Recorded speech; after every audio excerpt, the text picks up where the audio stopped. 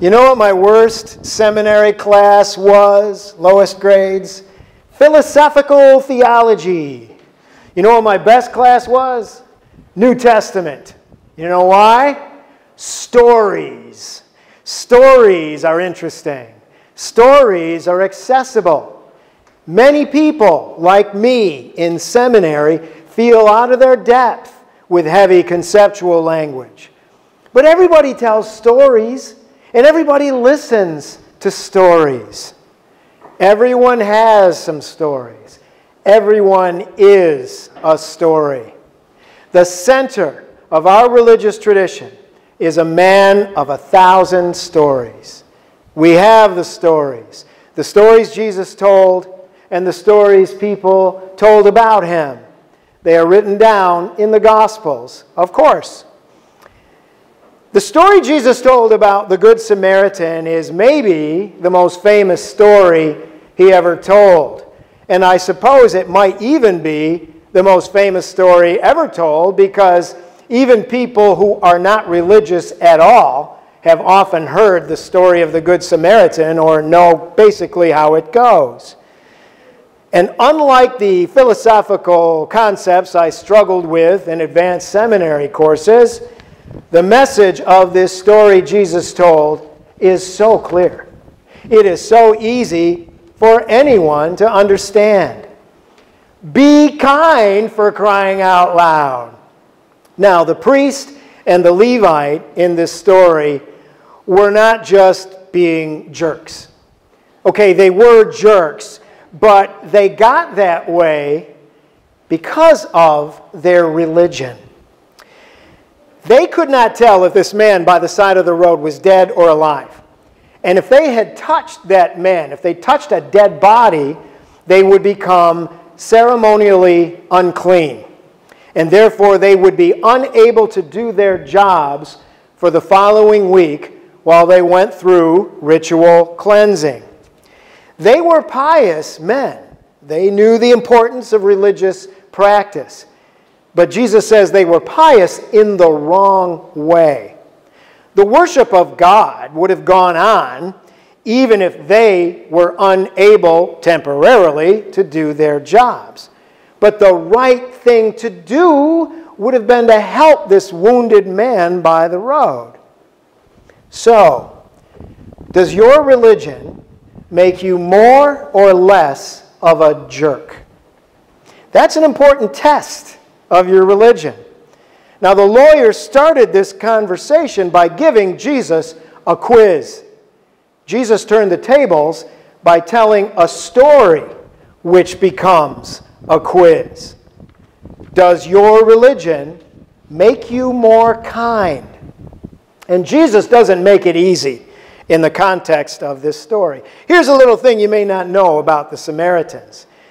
Back even when the time Jesus was a little kid, there was bad blood between the Samaritans and the Judeans. Well, one year during the Passover festival, which is like the most important religious celebration in the Jerusalem temple, some Samaritans snuck into that temple at midnight, and they spread around dead people's bones.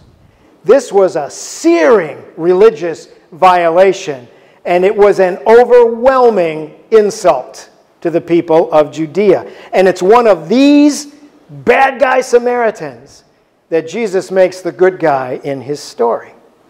Well, the lawyer does pass the quiz and gets the point. Jesus seems to be saying this: the most important thing in life is to be kind.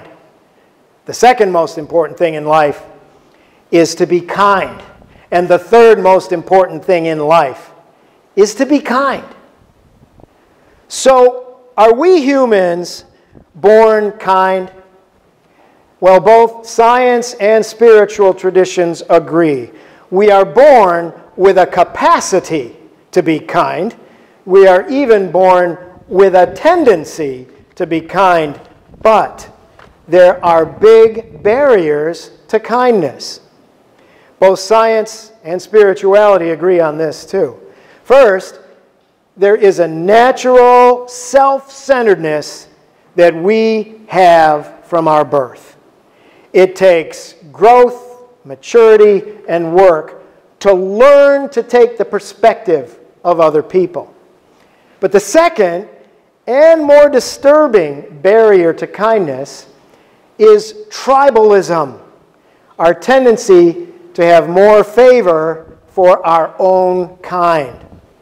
You know, studies have shown that even infants as young as 6 months old show preferences for people of their own race and preferences against people of different races. 6 months old. Certainly, Jesus is working against this tribalism by choosing a Samaritan as the good guy in his story. Kindness is complicated. It turns out we are wired both for kindness and cruelty. We have work to do in training our children to be kind and in learning to be more kind ourselves. Kindness is a skill and a habit. Both science and religion say that we have the obligation to work on it. And I think stories help us do just that. Stories get into our hearts, and they percolate there. Now, I believe that in general, I am a kind person. The people who know me well confirm that. But I also know that I could and should do better. The people who know me well gently help me see that too. Just from this past week of vacation I enjoyed, I learned that there's something I really need to work on as a kindness project. I learned from the people I love there's something that I can work on and do better at that will make me a kinder person. Now, the people of this church family are kind people. I know you well, and I can confirm that. The people of this church could and should do better. I know you well, and I can confirm that too. Maybe you could take on a personal kindness project like I'm working on. No one else needs to know. Show it. Don't tell it. We have work to do in training our children to be more kind and in learning to be more kind ourselves. Kindness is a skill and it's a habit.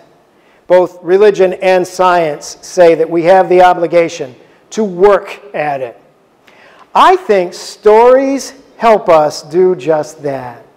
Stories get into our hearts and they percolate there. You know, like the stories Jesus told.